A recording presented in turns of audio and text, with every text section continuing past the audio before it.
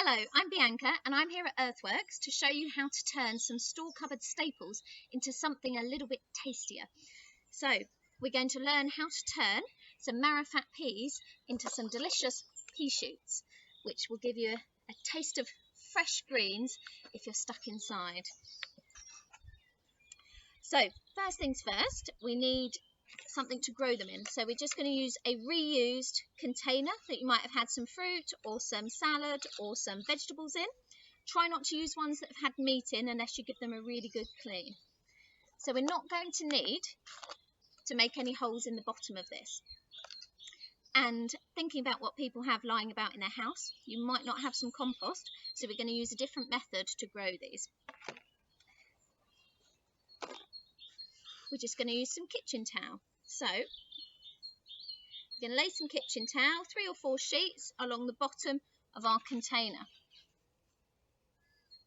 And I'm going to get that wet, really douse it in water, make sure it's really thoroughly damp. And then if you've got a lot of excess water like I have, that can just be poured out.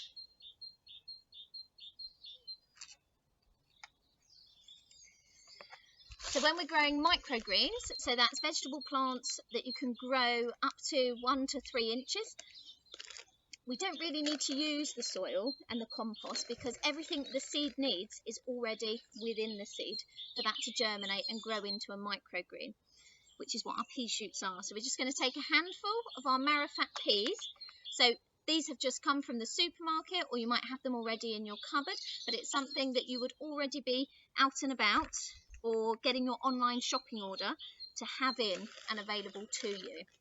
So you don't have to use seeds that you've bought in seed packets for this. And if you do use seeds for pea plants, just make sure that they are not treated in any way that would mean that there was a risk in eating them as small pea shoots.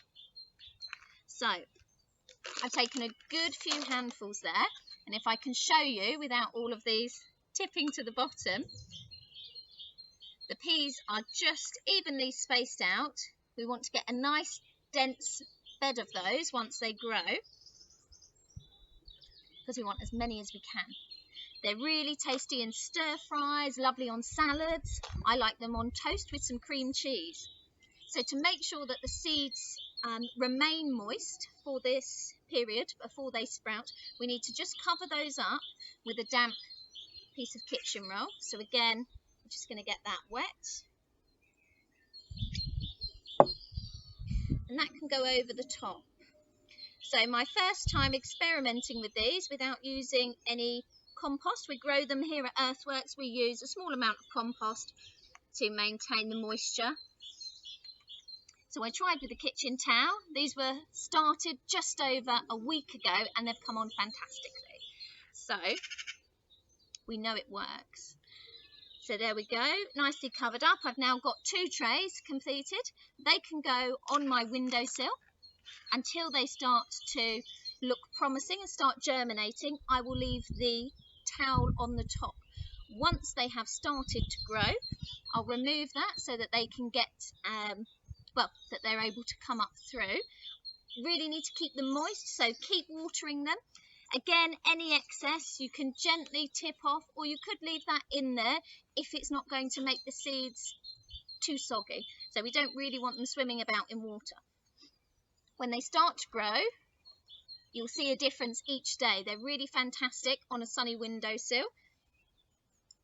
And you'll end up with something that looks like this. So you can see underneath, I might have had a couple that didn't germinate, kick out there, but you can see all of the roots. So if you've got someone who's interested in how plants grow, that might be a young person, that might be yourselves. It's really interesting and great for plant science lessons if you're doing things like that at home. And at this point, they're super tasty.